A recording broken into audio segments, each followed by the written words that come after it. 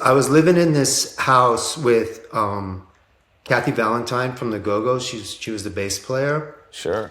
and at that time we both weren't doing a lot, but what we were doing a lot of was shooting pool. We go shoot pool all the time, Okay. and Broken Homes, we'd done 3 records, and I think like after the third record, we weren't planning on going out on the road, and things weren't going great. So I was kind of looking for a way out, anyways. And we went to this pool hall on Sunset. It was the athletic club. I think it's the building's still there, but Yeah. anyways.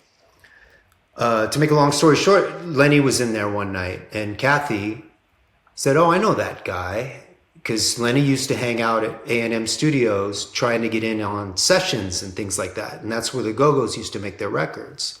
So Oh, she wow. remembered him. She remembered him when he was a kid.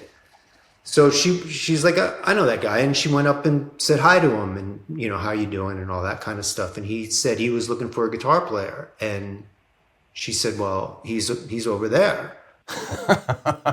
So that he did, I got introduced to him, and he said, "Tell you what, when you finish your game, can you come to this house I'm staying at?" And I said, "Sure." And I think Mama Said had come out like a couple days before, Okay. and I liked So his what's that stuff. like? He's like 2 or 3 records into The making second records. one, and Second record.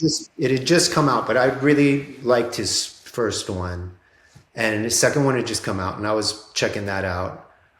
And so we just jammed in this little apartment. Me and him. He had a bass, and I already kind of knew how to play most of his stuff, anyways, just from listening to it. Sure. And he said, "Cool." He said, "I'll give you a call." So the next morning at like 9 o'clock in the morning, he called me and he said, "Learn all my songs and show up at rehearsal." And that was it. And pretty much every day since then, it's like we've been hanging out or working or doing something. It's amazing. I mean, it's you guys have had such a long creative partnership, and I feel like your guitar playing and his voice it's just the perfect blend. You guys work so well together. At least from the outside looking in, like, what do you account for that? Like, what is it about your sort of creative partnership or friendship or whatever it is that has sustained that relationship over all these years? Because it's kind of strange, like for a solo artist to Yeah, have that. It'd be like if Mick Ronson had been with Bowie the whole time. exactly.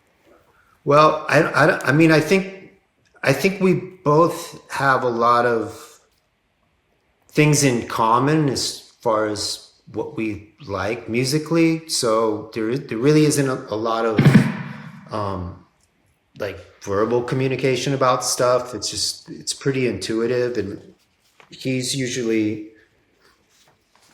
into what I'm doing, and I'm into what he's doing. So there's that, and the fact that we're just I think we're open with each other, and just kind of let things happen. There's not a lot of, no, I don't want to do this or I don't want to do that. It's like, sure, let's see where that goes, or Right. yeah, let's try that.